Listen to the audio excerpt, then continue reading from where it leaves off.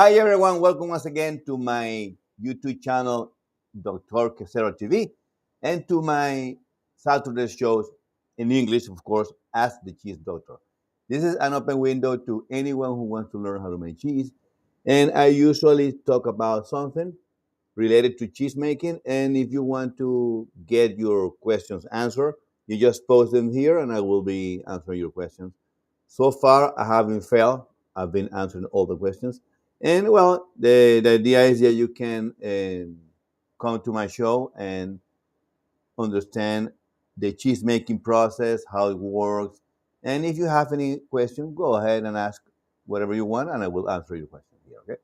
Today, we're going to speak about something very good about ricotta. Ricotta is a cheese that is made with the leftover of the whey. And I'm gonna teach you all the bit and pieces of the how to make ricotta, how to make a good ricotta, the secret of the ricotta. Not everyone tells you this, and I'm gonna tell you why ricotta happens, how it occurs, and well, the idea is if you want to make it one day at home, or if you want to sell it, you will be able to do it. Okay. We are broadcasting through YouTube, Facebook, Twitter, Instagram, and LinkedIn. The five of them at the same time. So the problem is that with Instagram you can comment on the you can make any comments. In YouTube, if you want to make any comment, you can ask anything, and I'll see your questions.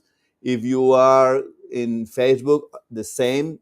I can see the Facebook questions, but not in Instagram. Regretfully, I don't know why the platform is like this. Okay, so if you are on Instagram, just go to YouTube, and you will be subscribed to my channel, of course, and you will be able to ask anything you want to have answer. Okay. Well, as I said, I'm going to speak about ricotta today. The show lasts only half an hour, and then we will carry on talking about the cheese making or whatever the question that you have. Okay, okay, let's go and let's have the presentation here. Here it is. Let me get rid of this part of this stuff. Okay, now we're gonna speak about ricotta and its secrets. Okay, very important. Okay, let's go on and let's start. Okay, ricotta. Why do we call it ricotta? Ricotta means recook in Italian. Okay, in Italiano, it means ricotta, recook when the whey is cooked, and we usually make the ricotta from the whey. Why? Generally, when we are making cheese, it's unavoidable not to lose fat and protein into the cheese making process. When we are into the cheese making process, when we are coagulating the milk and we are cutting the curd, okay, with a knife or something, we're gonna we have to allow the curd to release whey, and after that we start stirring. In this stirring process, the fat globule of the curd, they break, they get ripped, and the fat passes to the whey. This is unavoidable. Of course, if you go slowly and very easily at the beginning with a lot of care, the damage will be a lot less. But the thing is that this is unavoidable, and always the fat passes to the whey. Part of it. When you break the fat globules, the yield is reduced in X percentage, 10%, 5%, whatever. Okay. When you are making mozzarella, okay, that you are stretching the mozzarella, the curve, if you especially if you're using the microwave, when you are kneading the mozzarella, part of this fat stays in your container, and it's very white. You can use this way, put it back into your pot, and make ricotta after that. When your whey is white, it means that you have lost a certain amount of fat and protein, and you need to by making ricotta, you can recover it.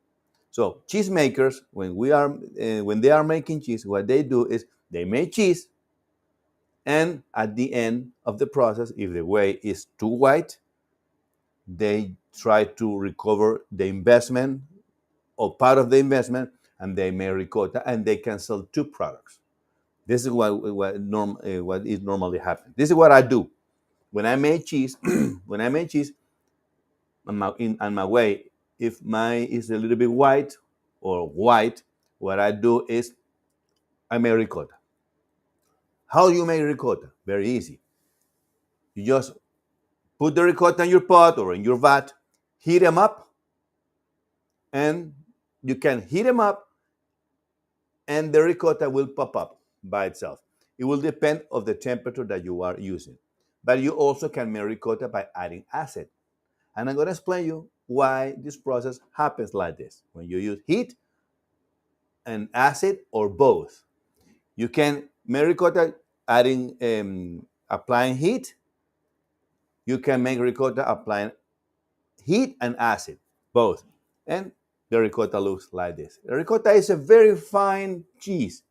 It's very fine and very delicate. And you can make, with ricotta, you can make cheesecake, and it give you, and depending of the milk that you use, especially if you use goat milk, you can make an outstanding, and you can make an awesome goat ricotta.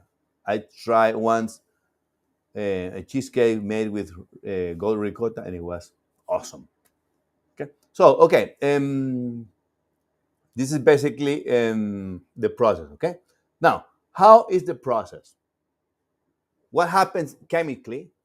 What happened into the? I'm not gonna go so deep because this is not the scope of the presentation, but I want to explain you more or less how the process works. So when we have the whey, we have generally we have the casein, which is this blue spot here. We have the whey protein, which is this one here, okay? And we have calcium, which is this one here. The calcium is also attached to the casein. When we apply heat, the whey protein starts to bind each other, okay? And some of them, they bind to the casein, some of them, but mostly they bind each other. When we apply acid, I'm gonna go one step back. If we carry on increasing the heat, raising the temperature, the whey protein will pop up, and will some of them will be attached to the casein, and you will see your ricotta popping out to the surface of your whey. Okay, you can recover it, scoop it, and make ricotta. But if you apply acid, sorry, if you apply acid, you might get more yield. So when we apply acid and heat both, well, the whey protein, they bind each other, but they also bind to the casein, and you will get your ricotta. Okay, so what we normally do when we are making, excuse me, I'm gonna turn off the heater. What we normally do when we are making this type of ricotta this way, to increase the yield, what we do is we pour a little bit of milk to increase the yield, and we apply heat and acid, and we get a lot of ricotta.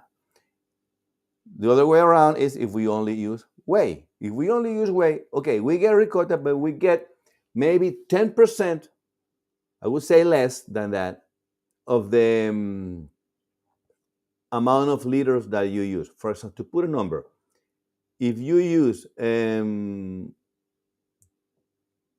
liters of milk, you might get maybe 1 kilo of ricotta. no more than that. So if you want to make more ricotta, a secret is put a little bit of milk and then make the ricotta, the process, and you will have them. If you will increase your way, you will increase your meal, your yield. Okay. If you use milk, because the milk have casein and it's fresh and it's virgin, let's say, call it like that, your ricotta will be stronger, okay, and it will have a better texture, okay. And by the because you're using fresh milk, your the taste of the ricotta will be lactic, will be fresh, will be awesome. I assure you that. Okay, this is what I wanted to tell you about the ricotta. Okay, now we're going to answer all the questions of my audience. And next show, I want to talk to you about calcium chloride. What is calcium chloride? Calcium chloride is a salt that we use when we are making cheese. Calcium chloride, and I'm gonna just give a rough idea about the calcium. Okay, let me finish. Let me wait. Let me. Okay, I'm gonna speak about the calcium chloride just a little bit. Calcium chloride is a salt. And when we are pasteurizing the milk, when we pasteurize the milk, we always lose calcium. Pasteurization kills the bad bacteria, okay, but also reduce the level of calcium. So when we are making cheese, we have to we have to put back this calcium. Otherwise, our curd will be very weak. And when we are cutting it, it will break apart, and we will get a lot of fine. And by getting fine, we're gonna lose yield. So the idea, the cheesemakers, what they do if they use calcium chloride to do that. Okay, I'm gonna explain you next week how's the process, how to use it, what amount to use. We will depend on the of the manufacturer, when to add it. I'm gonna speak all of this. Okay, and of course, now I'm going to answer the question of an audience, and we'll see if you have any questions. Go for it. Of course, it have to be done in English because this program is for the English speakers. Ah, by the way, I haven't said how many subscribers have we have. Sorry about that. We are 20,000 plus. 23,778. We are growing the vegetative growth approximately 1,000 subscribers per month, which is good. People from Nigeria, from Lebanon, they come to the show. They don't speak Spanish, and they talk to me. They ask questions. I am registered in several Facebook groups about cheese making. They also ask me questions, and they also answer all of them. So we are growing a lot, and thank you for all this. Is a bigger commitment for me because it made me to investigate more, to get more content, to give you better content every day. So that's the idea. If you want to be part of the membership program of my channel, of my YouTube channel, you can do it as well. You also can, if you want to support us on Patreon, you also can do that. Okay, patreon.com/Dr. Quesero TV. Dr. Quesero TV is in English. Yeah. In Patreon and in YouTube, you just need to click the button join that says join, and you will be part of the membership program here of the channel. And of course, every week I say thanks, and we give you content as well for being part of depending of the category that you look for, that you register. Okay, let's go and answer some questions. I haven't here. Some of them are in English, some of them are in Spanish. Ivan asked me here, why the cheesecloth is sticking to my cheese? I don't know the reason why. Can you explain, please, Ivan? Okay, Ivan, look, when we are making cheese, hmm, this is a very curious question. It happens a lot. This happens a lot. And when we are making cheese, um, let me get rid of this.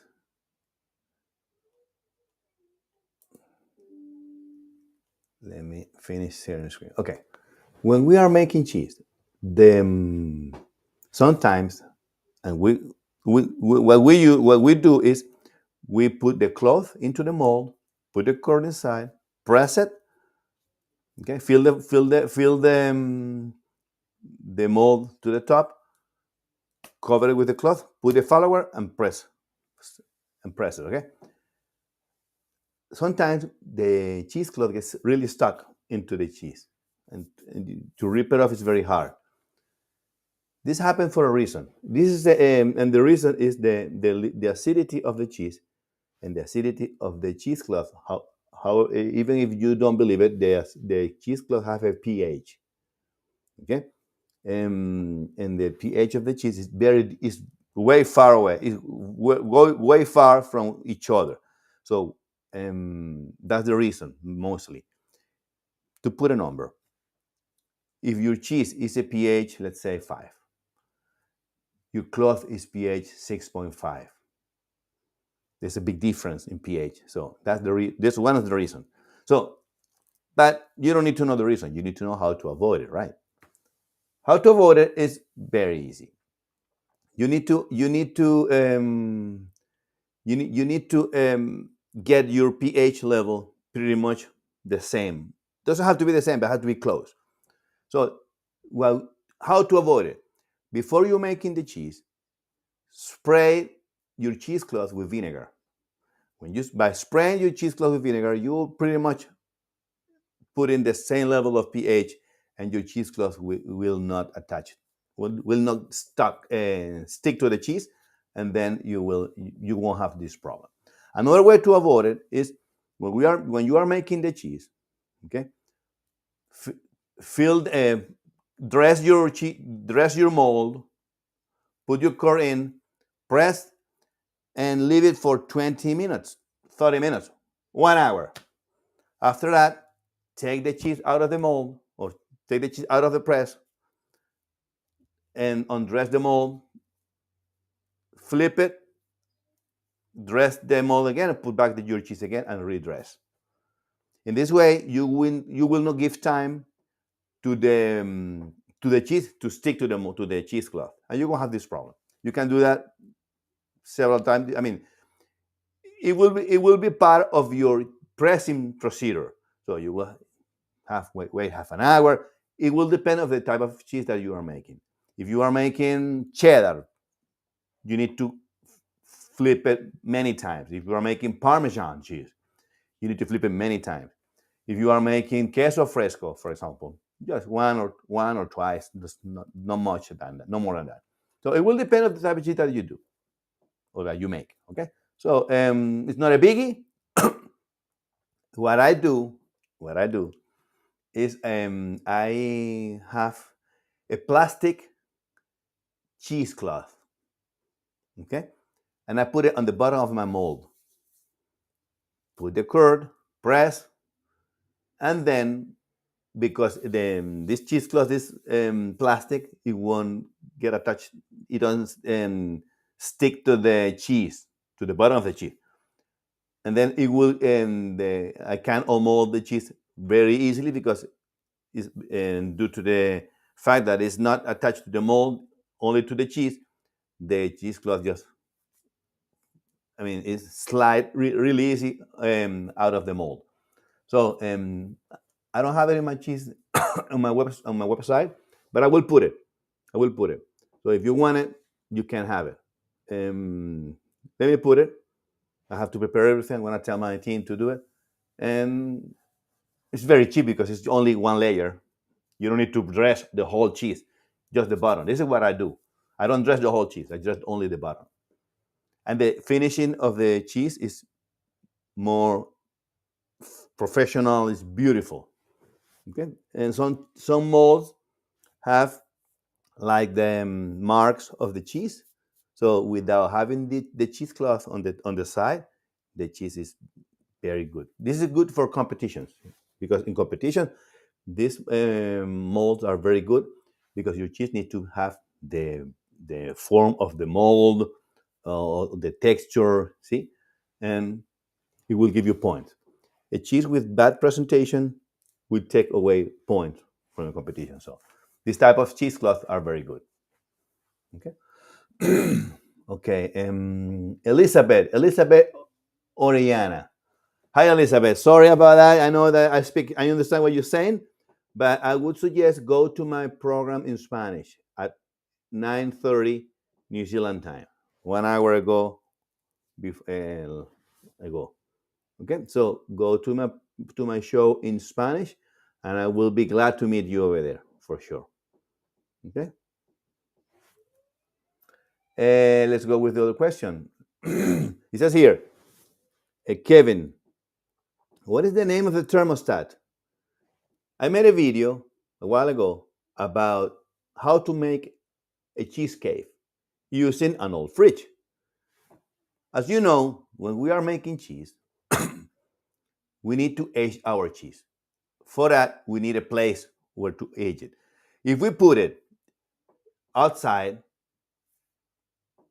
in a closet or whatever, the cheese will get a lot of mold, and we don't want that. So the idea is to have the cheese in. We put it in a like we can put it in a plastic container, but we need cold. But the fridges they produce 40 the output in temperature of this cheesecake of this fridge, sorry, is pretty much 4 degrees, 3 degrees all the time, especially if the fridge is empty. You might get easy 0 degrees in the fridge. So we don't want that because a cheese with 0 degrees doesn't age very well. So we need to have about 8, 11 degrees inside. How to achieve that? With a thermostat. So what we do is we use this thermostat and we can graduate the temperature. The thermostat have the buttons and stuff that you graduate your temperature, and you can achieve between 8, 11, 15, whatever the temperature you want. Where to find it? Well, I bought it here in New Zealand, but you call it outlet thermostat. This is how you call them, outlet thermostat, because it's an outlet that you, with the controls and stuff, that you can set up, plug it into your outlet, and you can the other part of your outlet of the plug, just plug it into your outlet, and this instrument, what they do is they cut the power at a certain range. You have to program it. So, and in this way, you can use an old fridge as a cheesecake. And I made a video how to do it. It's in my channel. Go ahead and have a look. You will be able to make a cheesecake watching this video for sure. Okay, this is what I do. I have a fridge, an old fridge that you can buy on internet by $300, $200. It will depend on the. Some of them are old and they give it for free. Here in New Zealand, for example, they say, "Hey, old fridge. I don't know, depending on the size, $1. Just pick them up," because people they want to get rid of it. Maybe they use it for beers or stuff. What you need to do is very important is sanitize it before you put it into before you put your cheeses. Okay, sanitize everything with chloride, but that's another video. That's another question. Okay, let's go with the next one. It says here, Jesus, I have goats on my farm and I want to learn how to make goat cheese, because the goat milk here doesn't have much demand. Thank you very much and greetings, says here. Okay, Jesus, that's true. Goat milk doesn't have much demand, especially in South American countries. But you have to, I mean, that's a good point that you want to make cheese because you want to use your milk so you can get rid of your product. But you also have to use your imagination. What type of cheese can you make? There is a lot of cheese with goat milk. You can make chevre, you can make mozzarella, mozzarella with goat milk. You can combine both milk, cow's milk, and goat milk to get a stronger curd, and you can make the mozzarella as well. And it will be easier if you mix your let's say 50-50. You use cow's milk and goat milk. If you use 50-50, your curd will be stronger. You will get a good mozzarella. Cream cheese you can make ricotta. I tasted once a cheesecake with ricotta, out of this world. So you just need to use your imagination and start making the your cheeses. When you use ricotta, sorry, when you use goat milk, your curd is will be more delicate. It will be weak because the goat milk is partially homogenized, so you need to use additive. Um, but for that, you need to learn.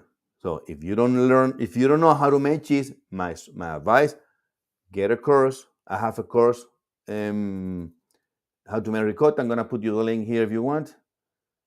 Sorry, how to make cheese. I have a cheese course for beginners. It's in English and it's in Spanish. Here it is. Okay, this is the link if you want to learn how to make cheese. Um, this is how where you register, you pay, whatever. And otherwise, if you want additional information, write me or flick me an email to drquesero@gmail.com. And I will sort it out. Me or my team will sort it out for you. When I learned how to make cheese, or when I came here to New Zealand, the first thing that I missed was my cheeses. I like cheese a lot. And we have in my country a lot of beautiful cheeses, very yum. And I didn't know how to make cheese. So I learned. And I spent about $7,000 to learn how to make cheese. My course is only $340. And you can make your course at your own pace. And not only that, by taking the course, you will you will be part of a community, of my community of cheese masters. Okay, at the beginning you're not going to be a cheese master, you're going to be a cheese crack. But we have a Facebook group that we support all my students, and when they ask questions, and this membership never expires, life for life. So if you really want to learn, I suggest take the course. You can pay monthly payment, doesn't matter. My point is not to get not it's not about the money. It's about teaching you how to make cheese, because I suffer a lot, and I learn, and now I see that people can make a business and get a new opportunity in life. Sometimes they have a job and they're not happy in their job because I mean they have a boss, the boss is an asshole or whatever, and they can get an income or a revenue from the cheese making process. And I'm gonna tell you something. I said it today in the Spanish show. In the lockdown, I got unemployed. I got laid off from my work for a year and a little bit more. And I survived with my cheese making process, with my cheese making. So I made cheese every week. I have my clients. They call me because everybody was in house, so I couldn't. We couldn't, because it was all the whole country. We couldn't go to work. We have to work from home. But people wanted to go or wanted to enjoy the cheeses. So I used to sell my cheeses online. People go to the internet, buy the cheese, and I took the cheese with my chiller and deliver it all over Auckland, and I survived for a month. So because I learned, you guys can do the same. Okay. Now that we are working from home, and of course, now we don't have lockdown anymore, but you still can sell your cheese online. And I teach everything in my, not this part of my course, but I teach you how to make the cheese. Later on, I will release to the market a software of how to control everything if you want to go legal. Because okay, you can make cheese, but you have to have permits, and you have to have all your permit, food permit, to make cheese legally. And with this software, you will be able to do it.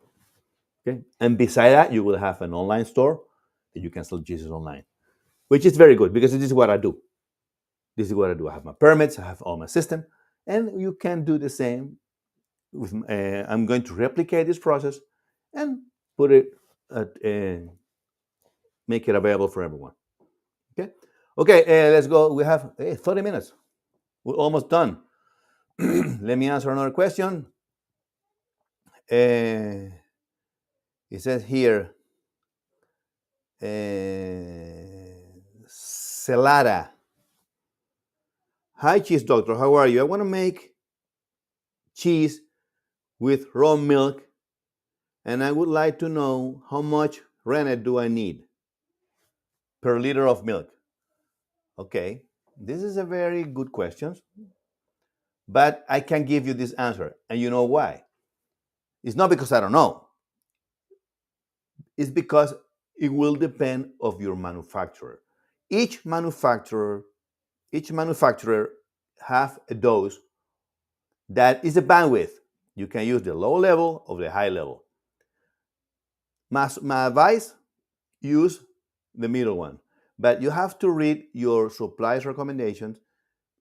For example, if you're using vegetable rennet, they will tell you you have to use, and it's liquid, they will tell you have to use between 0.5 milliliters or 0.5 milliliters or 1 milliliter per liter of milk. It's a bandwidth. 0.5 milliliter or a milliliter per liter of milk. It will, but it's your choice which amount are you going to use. But this, depending of the concentration of your rennet, you might have another dose. If your rennet is stronger, maybe your supplier is telling you you have to use only between zero point 0.1 milliliter or 0.5 milliliters per liter of milk. It will depend on the concentration. So my advice, use your supplier's recommendation regarding to the amount of rennet that you need for cheese making. Okay? Cheese making, use rennet, and this rennet might be vegetable source or animal source. So you have to choose which one you use, and but mostly read your supplier's recommendation. This is my advice. Okay. In my case, I use vegetable rennet, and the supplier tells me that I need to use 0.7 milliliters per liter. This is my supplier, but you might have another supplier that tells you a different story. So you have to change. You have to go according to your supplier's recommendation. Okay. Okay, let's go with the last question, and then we leave. It says here,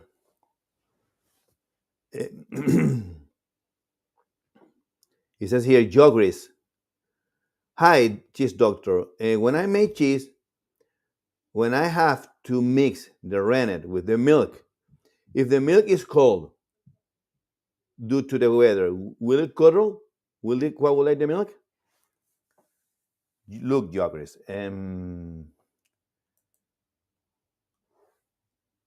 when you are using rennet, each rennet has a concentration. But in general terms, okay, if the milk is cold, when I say cold, let's say 6 degrees.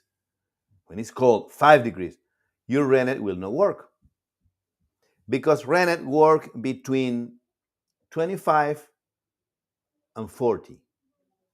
This is the best temperature. It doesn't, I'm not saying that it won't work at 41 or 42 or 45. I'm not saying that.